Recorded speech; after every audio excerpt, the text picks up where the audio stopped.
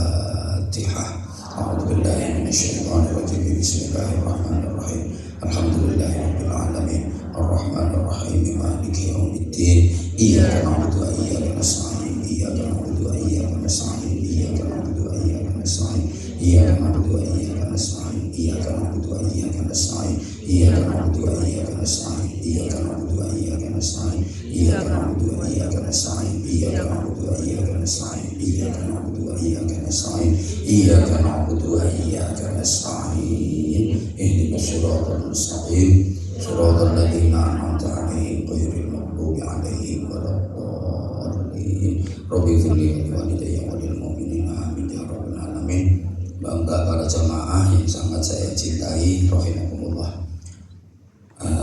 Hari ini kebetulan satu-satunya jadwal saya di Hong Kong untuk tahun 2026. Jadi kalau biasanya tiap tahun agenda saya ke Hong Kong itu bisa 3, 4, 6 bahkan 8 kali. Tapi 2026 ini istimewa. Jadwal saya di Hong Kong selama setahun 2026 ya hanya hari ini. Ya, karena di bulan-bulan berikutnya sampai Desember sudah terisi untuk di negara lain. Di Taiwan aja 3 kali saya. Ada bulan Juli, bulan Oktober, dan bulan November.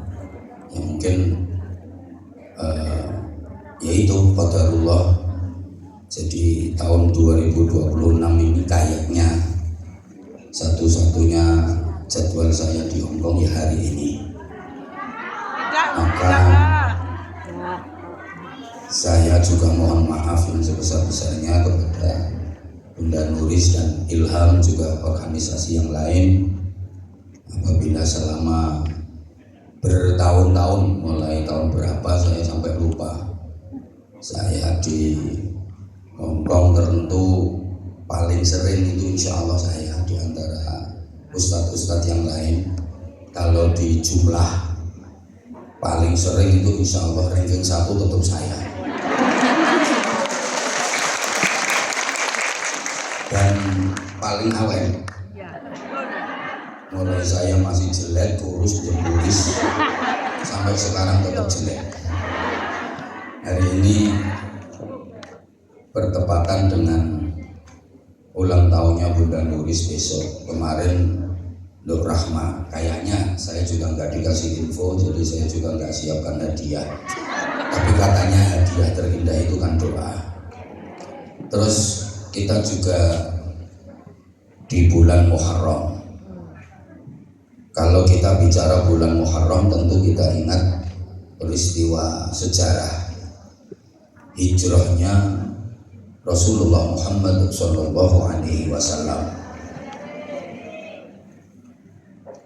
Ini perlu saya sampaikan dulu, karena penjenengan semua ini adalah muhajirat, orang-orang yang berhijrah. Hijrah itu ada 2. Ada hijrah makaniyah. Ini yang gak paham mesti jalurnya naik ke rumah makaniyah, ini departemen perbadokan. Ini bahasa Arab, artinya hijrah tempat. Hijrah apa? Kok masih belum konsentrasi ya? Hijrah itu ada 2, kalau perhatikan. Pertama, hijrah makaniyah, hijrah tempat. Yang kedua, hijrah maknawiyah, hijrah makna secara pengertian. Hijrah makaniyah itu hijrah dalam artian berpindah. Kalau hijrah maknawiyah itu hijrah dalam artian berubah. Hanya yang pakai pemahaman. Saya ulang. Hijrah makaniyah itu hijrah tempat. Hijrah dalam artian berpindah. Yang dilakukan Rasulullah meninggalkan Makkah berpindah menuju Madinah. Pernah juga beliau mencoba hijrah ke Taif, tapi gagal, tidak diterima oleh penduduk Taif.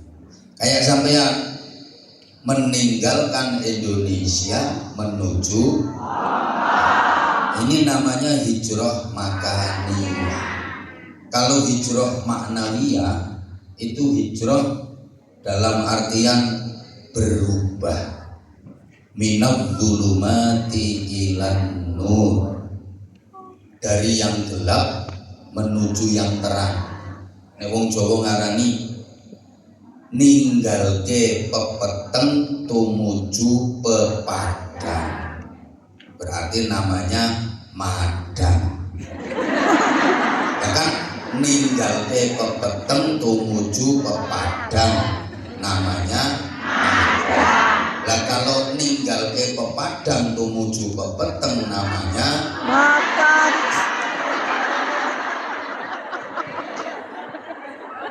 Hijrah makaniyah itu syaratnya ada yang ditinggalkan dan ada yang dituju. Itu syaratnya hijrah. Ada yang ditinggalkan dan ada yang dituju. Nanti saya jelaskan di sesi kedua saja. Baik hijrah makaniyah, hijrah dalam artian berpindah, maupun hijrah ma'nawiyah, hijrah dalam artian berubah, itu syaratnya ada dua. Satu, ada yang ditinggalkan. Dua, ada yang dituju. Ada yang dituju tapi nggak ada yang ditinggalkan, itu bukan hijrah, namanya ngelamun. Orang nggak kemana-mana, kok orangnya tetap di sini, tapi tujuannya, pikirannya itu ke Mekah, ke Medina, ke Eropa. Apa itu namanya, bro? Ngelamun. Ada yang dituju tapi nggak ada yang ditinggalkan, namanya ngelamun. Halu. Nah, ada yang ditinggalkan tapi nggak ada yang dituju, namanya bukan hijrah tapi minggat.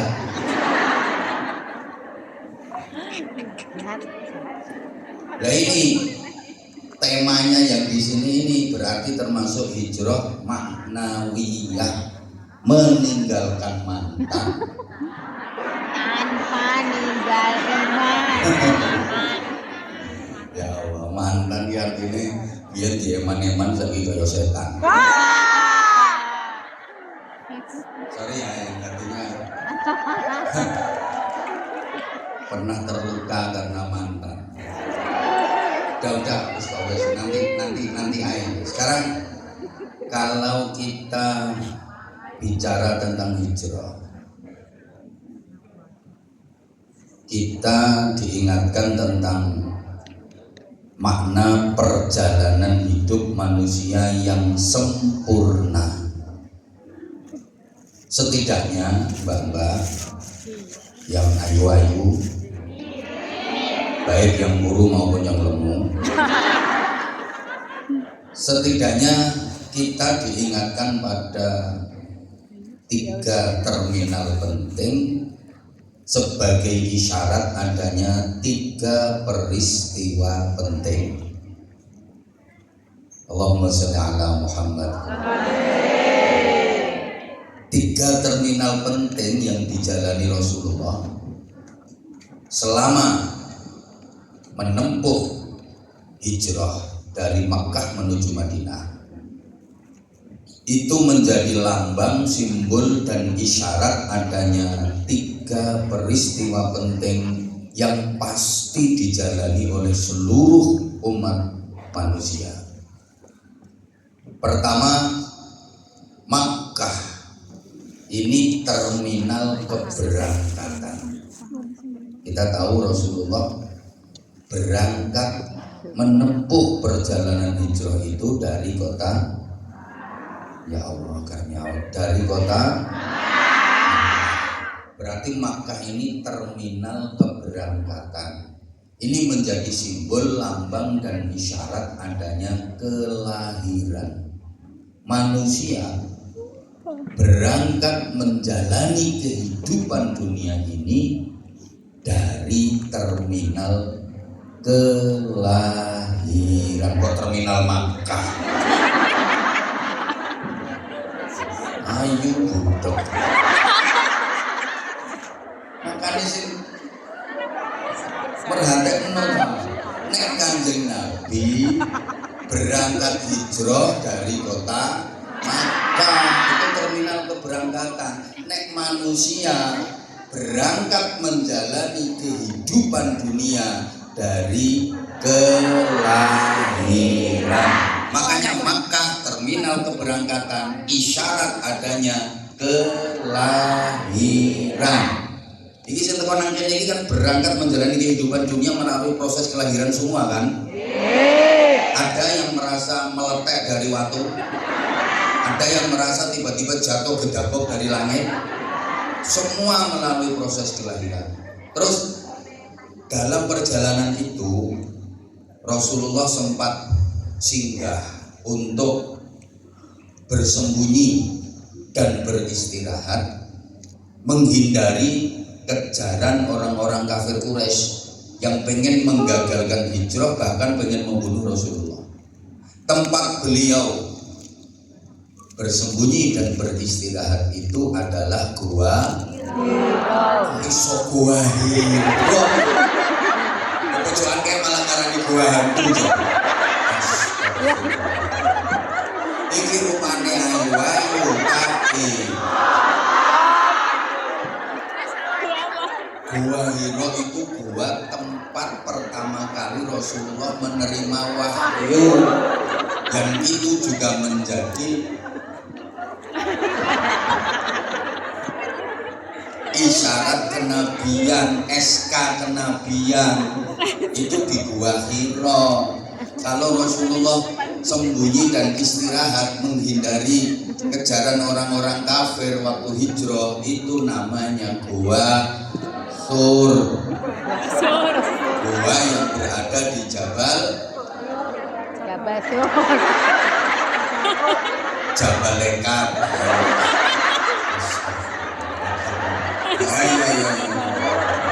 Ya, eling-eling Jabal Lekat. Saking adoe. Iki jane kerja nanti to nduk padha nek ora melek Jabal Lekat.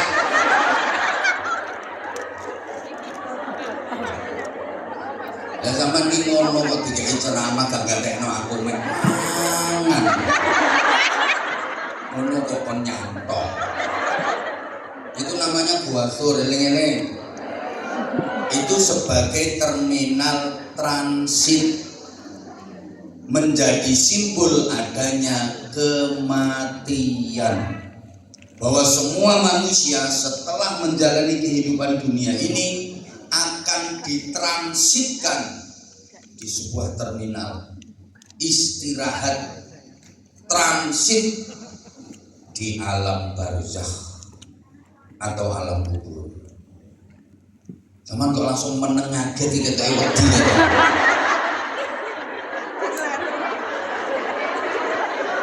Sampeyan wedi mati napa mboten? Sampeyan wedi mati napa mboten? Sing jawab mboten ketoke didhisikno. Ya gelem gak gelem ya kudu gelem sampean. Gitu loh.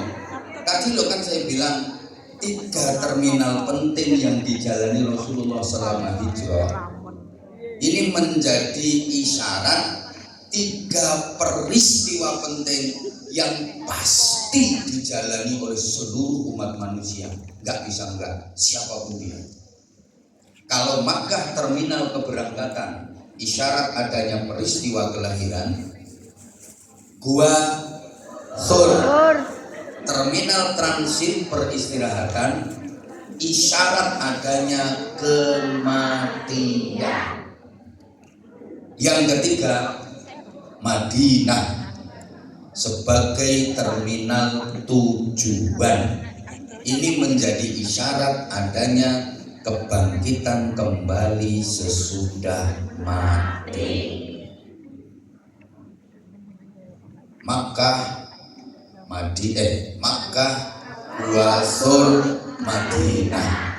Ini isyarat adanya kelahiran, kematian, dan kebangkitan kembali sesudah mati. Kita diingatkan, Mbak, bahwa semua manusia pasti mengalami kelahiran.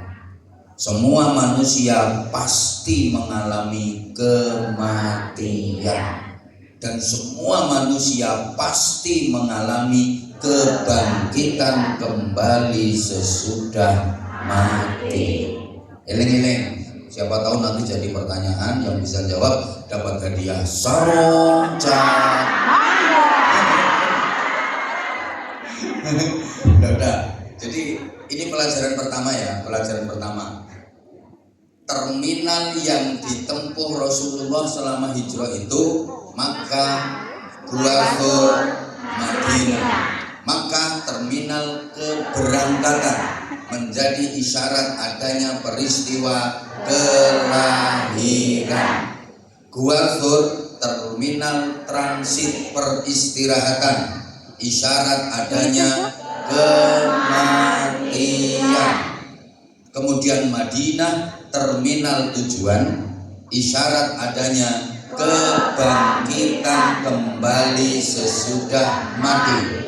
Artinya pelajaran berharga buat kita bahwa setiap manusia pasti lahir, setiap manusia pasti mati, dan setiap manusia pasti dihidupkan kembali sesudah mati. Kita tahu, kita yakin bahwa tiga peristiwa ini pasti dialami oleh seluruh manusia, tapi kita sering tidak menyadari, kita sering lupa. Terutama yang sering kita lupakan itu tentang kematian dan kebangkitan kembali sesudah mati. Kalau kelahiran banyak yang ingat karena memang diingat-ingat.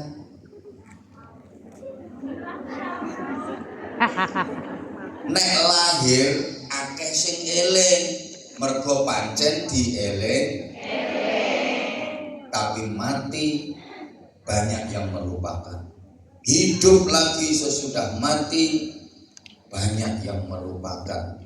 Kalau kelahiran banyak yang ingat karena memang diingat-ingat, bahkan dicatat. Dalam administrasi itu setahu saya yang dicatat ya kelahiran. Di KTP yang dicatat. Saya nggak jawab, KTP-mu tulisannya tanggal kematianmu. Kamu jawab kok. Kelahiran banyak yang ingat karena memang diingat-ingat, bahkan dicatat. Di KTP yang dicatat, di paspor yang dicatat, di ijazah yang dicatat, di buku nikah yang dicatat. Enggak berani jawab, oh belum. Sampai di KK, kartu keluarga yang dicatat, di SIM yang dicatat. Lah iya, di akte yang dicatat ya kelahiran. Bahkan kalau orang tua dulu diselamati, kalau daerah saya lek ngarani tironan, wetonnya itu loh, wetonnya dulu kosong itu, pokoknya wetonnya misalnya jemaah legi, yo selamatan weton, bacaan selamatan tironan. Sekarang udah bergeser, sekarang diganti ulang. Maaf. Iya, sekarang diganti itu. Gak apa-apa, ntar dulu ya. Kalau orang dulu itu setiap weton kelahirannya selamatan, sodakoan, diisi zikir dan doa. Sekarang udah agak bergeser.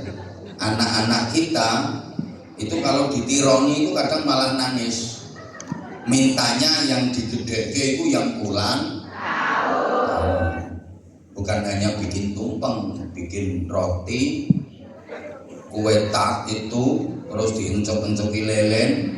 Nanti ulang tahun ke berapa, ke 11 ya kasih angka 11. Terus ambil nyanyi lincah-lincah. Panjang umurnya, panjang apa nih umurnya kalau mau panjang? Mestinya kan kalau umurnya. Harusnya kan begitu. Lah malah sekarang nyanyinya bahasa Inggris kan.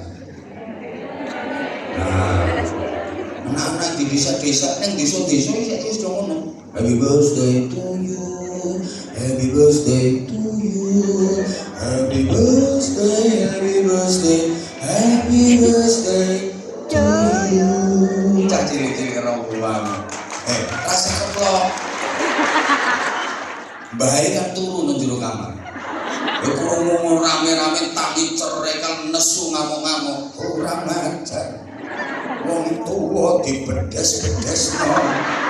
Lah kupinge bae krungune kan iki bedes turu. Iki bedes turu. Iki bedes turu. Ngamuk bae tangi cerekan. Kurang ajar. Wong tuwa dibedes-bedesno. Makanya orang sekarang itu dikit-dikit harus bisa bahasa Inggris. Saya yo bisa mbak kalau terpaksa bahasa Inggris. I sing under tuling I plum new. Aku ngising neng bukur watu neng golek aku kecemplung banyu. Bahasa Inggrisnya I sing under tuling I plum new. Nah, zaman kan sudah pernah tak ajari toh bahasa Inggris itu yang penting dikasih the tadi bahasa Inggris. Buku bahasa Inggrisnya the book, pulpen bahasa Inggrisnya the pen. Karek ngono tok. Kelapa muda bahasa Inggrisnya the gun. Pohon pisang bahasa Inggrisnya the box. Menyentuh bahasa Inggrisnya the man. Melihat bahasa Inggrisnya the lock. Ngono kok bingung. Tidur bahasa Inggrisnya dekok. Tiba kejlunguk tersungkur bahasa Inggrisnya delosor. Gunah kok ngono. Menetes ndelewen. Wanita hamil bahasa Inggrisnya degek. Delok mlakune ndegek.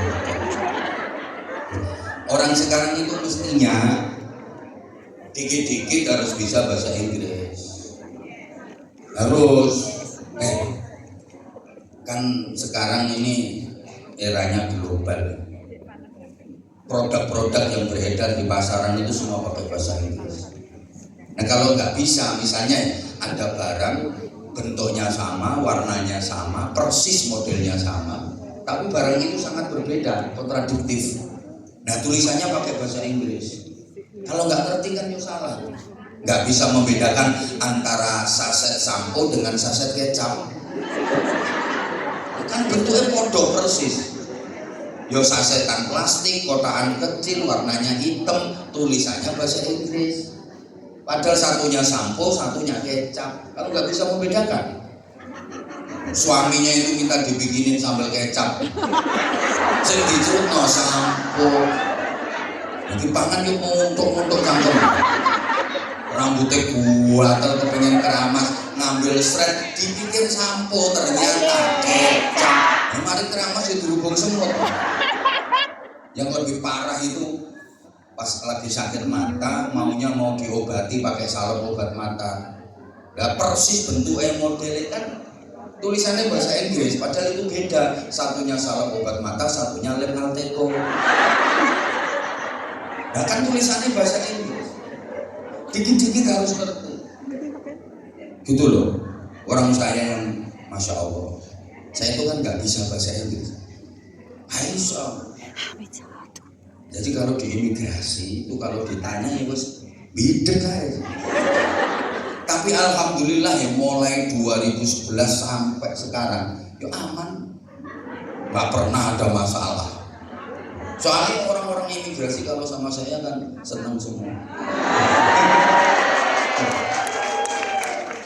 Di pesawat, mungkin di pesawat kan dikasih itu daftar menu pesawat itu. Aku kena menu itu ngomongin satunya bahasa Inggris, satunya bahasa Arab. Aku cuma tak buka. Betapa ini. Yes, this the bandokan. Ngono harus bisa. Ini pelajaran. Oh ternyata orang itu harus bisa. Ya kayak apalagi bahasa Arab. Coba. Al-Quran itu bahasa Arab, hadis bahasa Arab. Itu dua pedoman utama kita dalam beragama. Nah kalau kita nggak ngerti bahasa Arab, bagaimana kita bisa memahami Quran? Bagaimana kita bisa memahami hadis? Ibadah paling pokok dan paling utama itu sholat. Mulai pertama niat bareng takbiratul ihram sampai terakhir salam, itu semuanya bahasa Arab. Nah kalau nggak ngerti bahasa Arab, bagaimana sholat kita bisa berkualitas, bagaimana sholat bisa khudu, bagaimana sholat bisa khusyuk, nggak ngerti kok. Zikir dan doa-doa yang dibaca di dalam sholat itu artinya apa? Karena gini ya, salah satu cara agar bisa nyambung ke Allah ketika sholat, salah satu cara agar sholat kita khudur, agar sholat kita khudu, agar sholat kita khusyuk, itu kita sambil angen-angen zikir dan doa yang dibaca ketika sholat.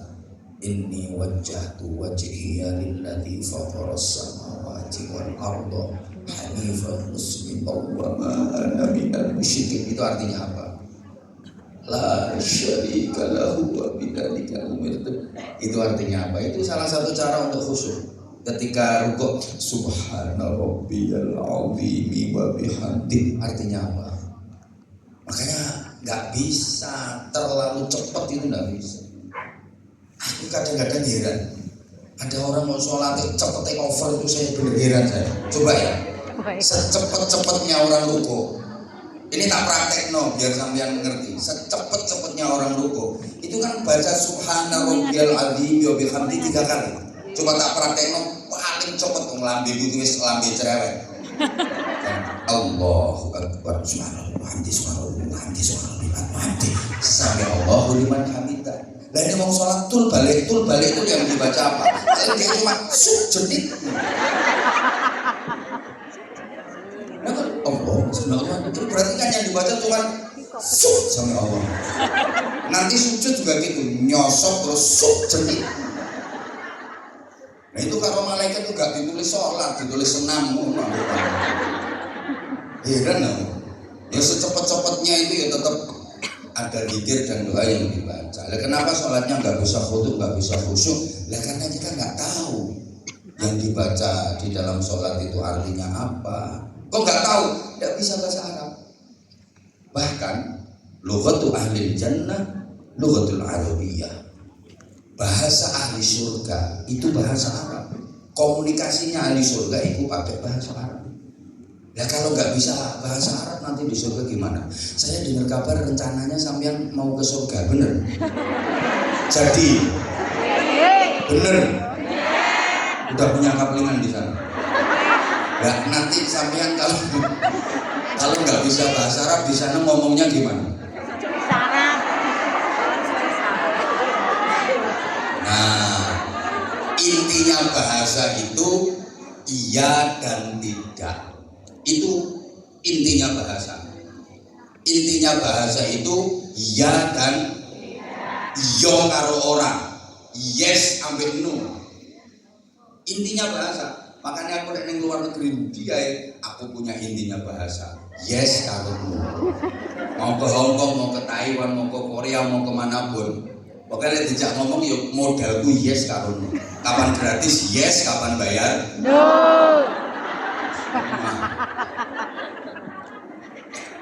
Intinya bahasa itu.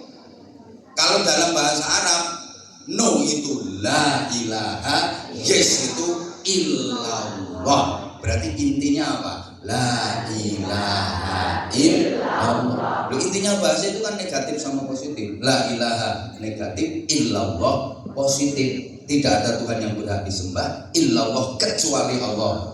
Negatif sama positif, no sama yes. Jadi nanti di surga, sampean tak pesen ini, mumpung belum terlanjur ke sana. Kalau sampean nggak bisa bahasanya, ya pakai la ilaha illallah itu aja. Sampean pengen duren yo nyuntik duren kat malaikat kat la ilaha illallah kan. Paham misalnya malaikat. Pengen minum apa itu ada dawet surga yang nikmat kat malaikat la ilaha illallah kan.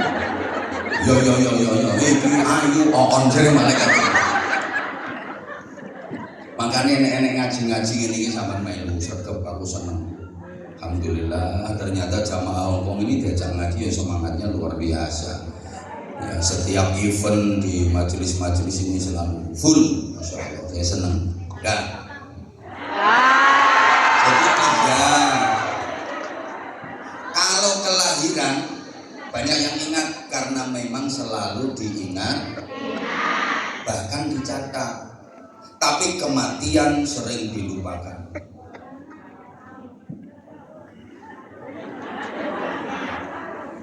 Nah, kalau kelahiran kan selalu diingat-ingat. Saya wis tuwek-tuwek saya tetap bangga di ulang tahunnya. Saya terpunjul loh saya ulang tahun.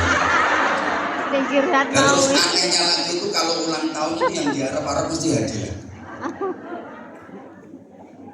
Iya toh? Aku nek wis entuk hadiah terus dibuka terus dienggo status. Terima kasih hadiahnya. Enten boten semoten. Ulang tahun kelahiran itu harusnya itu masa-masa prihatin. Masya Allah, umurku sekarang setahun. Berarti kan jarak dengan kematian semakin dekat. Loh kok tambah seneng? Apa nggak boleh ulang tahun? Boleh, itu pengingat.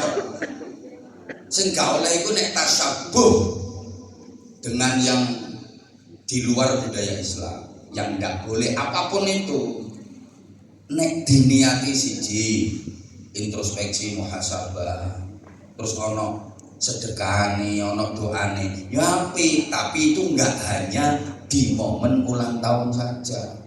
Apa sudah kok ngenteni ulang tahun? Apa itu mau kok ngenteni ulang tahun? Kapanpun monggo. Mulane sampean arep ulang tahun bendino ya monggo. Enggak dilarang. Silahkan. Ini paham orang ini. Ya karena isinya kan doa kebaikan, monggo, isinya sedekah, monggo. Karena hakikatnya ulang tahun itu nggak pernah terjadi dan nggak pernah ada karena tahun nggak pernah berulang. Kan udah sering saya sampaikan, ulang tahun itu nggak pernah terjadi. Yang terjadi apa? Syukuran, kayak misalnya Bunda Nuris 57 tahun misalnya. Umpamanya, ini doa kan. Misalnya nanti 70 tahun beliau. Itu bukan kok ulang tahun ke-70, tapi syukuran 70 tahun hidup di dunia. Kedawan yo ben. Wong sampean yo seneng sing dawa ngono. Nih. Ngene lho saya.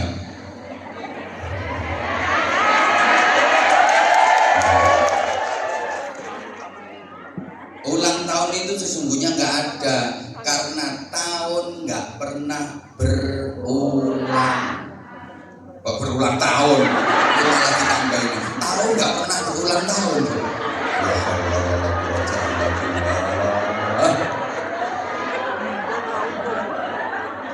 Misalnya lahirnya sampean, misalnya ya, lahirnya sampean itu 17 Mei 2002 misalnya.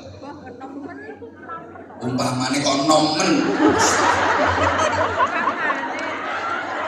Ya wes misale lahirmu semomong nomen kuwi 17 Mei 1934.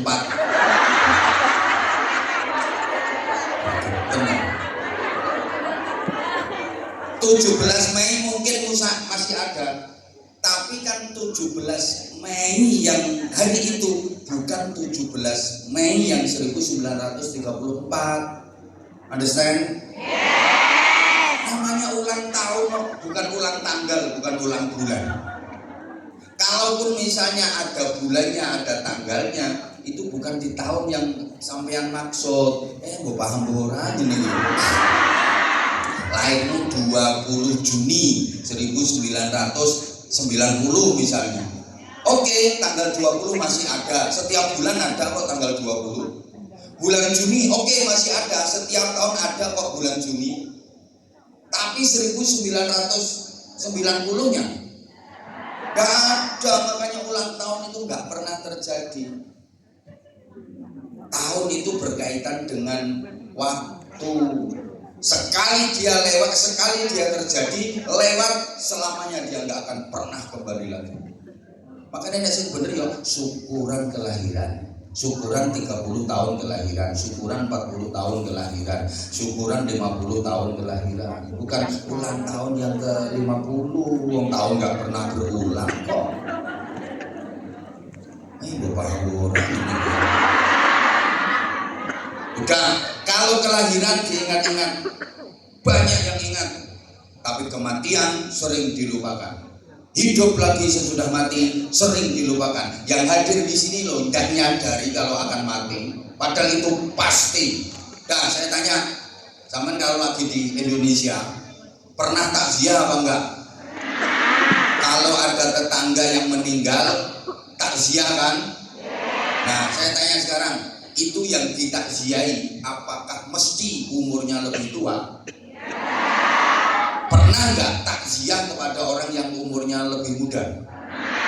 Nah, yang masih muda-muda ini sudah siap ditakziahi. Siapnya kapan? Makanya yang masih muda jangan pernah merasa jauh dari kematian. Karena syarat mati nggak harus tua. Ada nggak cucu yang mati lebih dulu daripada kakek neneknya? Nah, iya. Jangan pernah ngerasa, alah aku masih muda kok, aku masih belum nikah kok, matiku sesuai. Kematian itu a mysterious problem. Rasa keploi kok aku rasa bahasa Inggris. Kepastian yang misterius pasti terjadinya, tapi kita tidak tahu kapan kejadiannya. Dan kematian nggak bisa direncanakan. Wa ma tadri nafsum madza taksibu ghada wa ma tadri nafsum bi ayyi ardin tamut. Manusia itu tidak tahu apa yang akan dilakukannya besok. Ngertinya kan cuma rencana. Wa ma tadri nafsum madza taksibu ghada. Manusia itu nggak tahu apa yang akan dilakukannya besok. Kalaupun dia besok mau melakukan apa itu sebatas rencana. Benar bisa dia lakukan apa enggak ada yang tahu. Dan manusia nggak ada yang tahu di bumi mana dia mati, kapan dia mati. Kematian nggak bisa direncanakan. Ada seorang perempuan yang punya rencana, maunya gini, aku nanti kalau mati pengen di rumah, ditungguin sama suami tercinta, ditungguin anak-anak, ditungguin keluarga, lego, enak, mati di rumah, ditungguin bojo, ditungguin anak-anak, ditungguin keluarga. Ternyata matinya di perjalanan, ternyata matinya di perantauan. Ada laki-laki itu yang agak geledek, gue karep aku sonek mati kepingin di rumah sakit, dan dia senengnya mati di rumah sakit, ditungguin suster sing ayu-ayu, tiba jeketek matinya di rumah, ditungguin bojone sing cerewet dan galak kaya Sumana. Ini gue saiki wong kepok-keplok.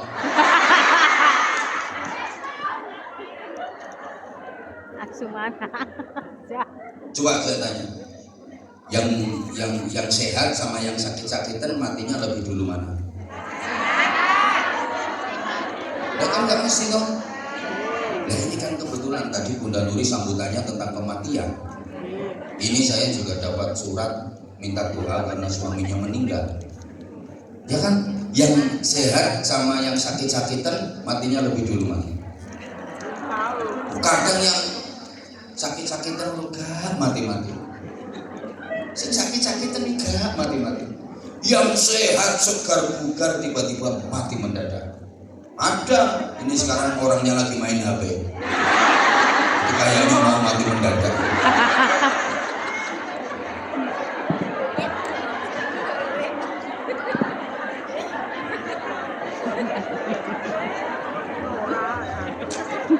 Ya Allah. Bah, orang yang hati-hati sama yang biayaan itu kadang matinya cepetan yang hati-hati. Naik motor biayaan jalan raya itu melakukan terus nyelip selamat tuh. Sing hati-hati melakukan dulu jauh trailer.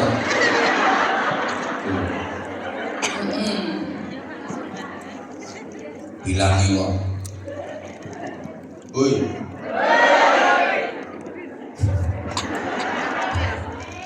Ada istri itu kalau berdoa, ya Allah mudah-mudahan suamiku mati duluan ya Allah. Oh, diserap jari. La haula wala quwwata illa billah. Pak. Istri sama suami itu matinya lebih dulu mana?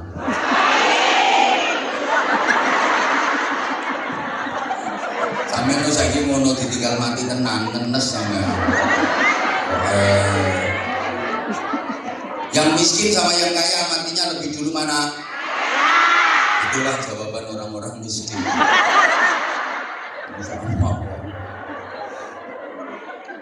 Makanya gini, intinya gini. Di mana matinya itu enggak penting. Wong kalau sudah waktunya dimanapun ya mati. Kapan matinya enggak penting. Kalau sudah waktunya kapan-kapan ya mati. Besok mati, ben mati, sekarang mati. Podo-podo kayak atok.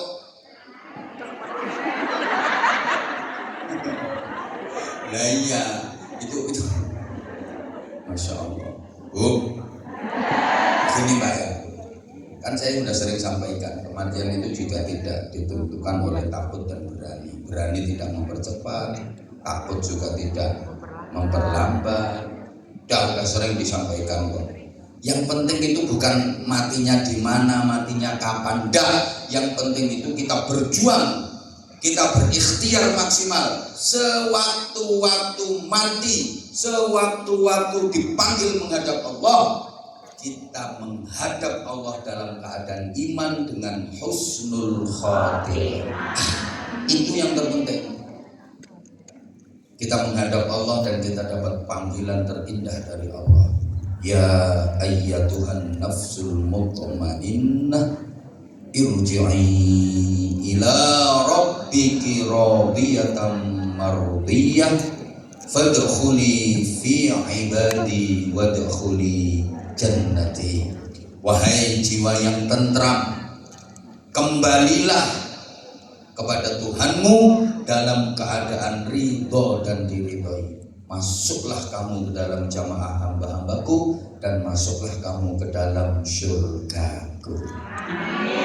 Yang terpenting itu bukan matinya kapan, matinya di mana. Gak penting, kapan-kapan yo mati di mana-mana nek wis wayahe yo mati kok. Gak usah wedi, gak usah takut.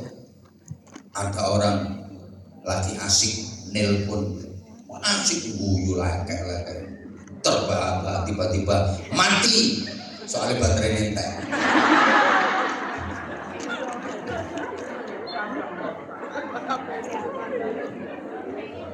Saya punya teman yang perokok berat, tuturannya aneh.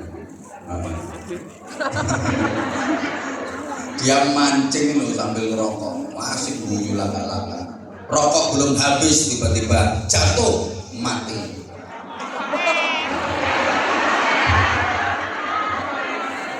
Nah iya. Dan mati itu nggak harus sakit dulu. Memang salah satu sebab kematian itu karena sakit. Tapi kan orang mati nggak harus sakit dulu. Kadang sakit itu cara Allah untuk mendidik dan membimbing hambanya. agar lebih dekat kepada Allah, maka diberi sakit. Karena banyak orang yang ketika sehat dan ketika sakit, dia lebih sering ingat Allah di waktu sakit. Dia lebih sering mau menyebut asma Allah ketika sakit. Ada orang itu yang waktu sakit kualitas hidupnya lebih bagus. Waktu sakit zikirnya jadi lebih banyak. Gitu, dikei loroi langsung zikir Allah, astagfirullah, subhanallah, subhanallah, ya Allah, ya Allah. Padahal nek sehat misah. Oh no, ada orang yang datang. Pokoknya lagi wong ini lungguh sikile selonjor. Wedok misuan. Begitu sakit langsung.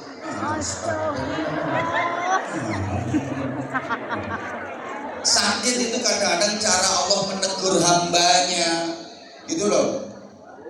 Lo sama nek juga sehat sukar-bukar lali karo Gusti Allah kok. Makanya dikasih sakit.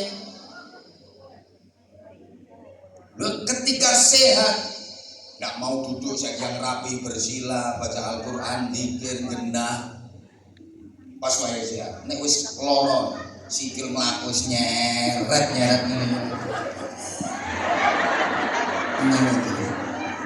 ngene iki ngomong kok sikilku sehat, arek tak sila, tak maca Quran, tak zikir, tak wiridan, tak ngaji sing temenanan. Jare malaikat kaset.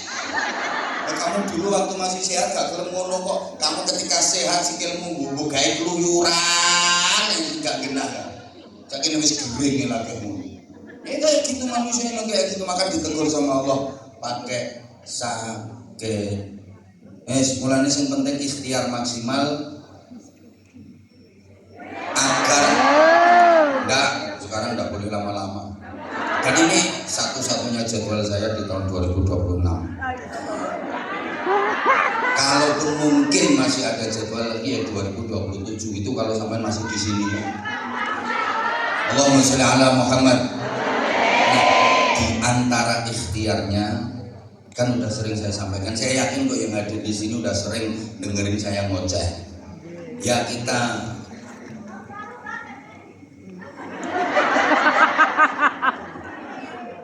kami anjing nukono tiket.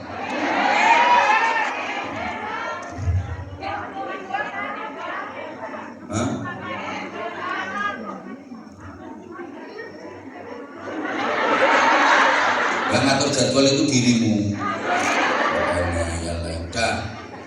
Udah sekarang. Kalau dulu kan saya misalnya sudah ada jadwal, tapi kan bisa diorak-arik. Jadi sebenarnya sudah ada jadwal. Ini misalnya ada jadwal saya 1, 2, 3, 4, 5 hari. Entah itu di Jawa Tengah, entah di mana, atau di Sumatera, atau di Kalimantan. Nah, biasanya kan digeser, diorak-arik. Itu jadwalnya dipindah. Sekarang enggak. Pegel lah mau geser-geser jadwal. Mumet udah suka pecah. Jadwal udah digeser ternyata nggak jadi. Apa ya ruwet. Kasihan saya sama yang nata jadwal. Belum lagi saya harus menjadwal yang untuk di Kalimantan, yang untuk di tempat-tempat yang lain. Dan kemarin alhamdulillah itu tadi saya sampaikan, tahun ini saya di Taiwan 3 kali. Besok Juli, terus Oktober, November, loh kan?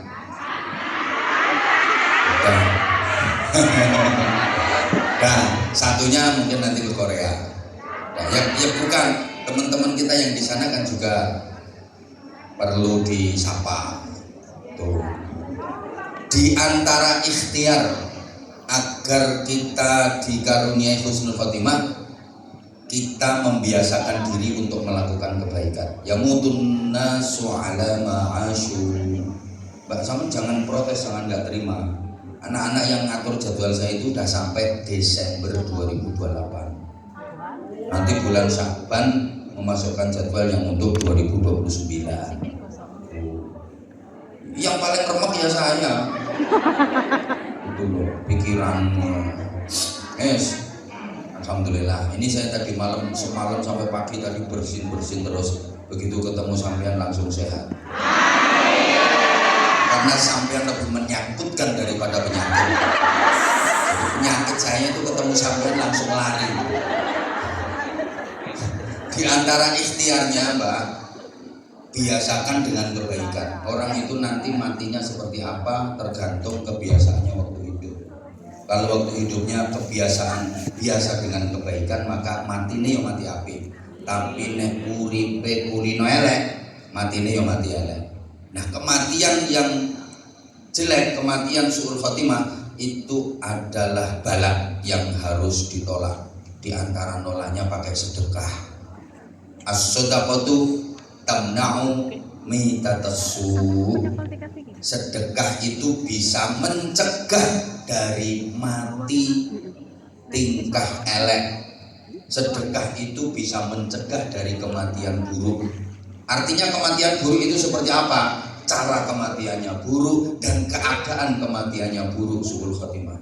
Orang yang ahli sedekah akan terhindar dari mati dalam keadaan buruk, atau arti bisa dikatakan insya Allah akan selalu diberikan anugerah Allah kematiannya kematian yang baik, kematian yang husnul khotimah. Ya dipancing ya, bareng-bareng sama teman-teman yang mau mengedarkan. Nah itu tak doakan. Jarene wong-wong iku nek mari haji mari umroh iku mandi. Iki kae barang itu. Gak perkara cangkemku lek cangkemku yo wis ngene iki kae biyen. Nggih. Ayo bareng-bareng ya Mbak ya. Sambil keluarkan infak terbaiknya, mudah-mudahan diselamatkan dari kematian buruk. Mudah-mudahan menjadi wasilah kematian yang husnul khotimah. Mudah-mudahan juga bisa menjadi penolak dari segala bala dunia, alam barzakh dan bala akhirat. Ya Allah biha, ya Allah biha, ya Allah bi husnil khatimah, ya Allah biha, ya Allah biha, ya Allah bi husnil khatimah, ya Allah biha, ya Allah biha, ya Allah bi husnil khatimah. Sama-sama yang ikhlas. Ya Allah biha, ya Allah biha, ya Allah bi husnil khatimah, ya Allah biha, ya Allah biha, ya Allah bi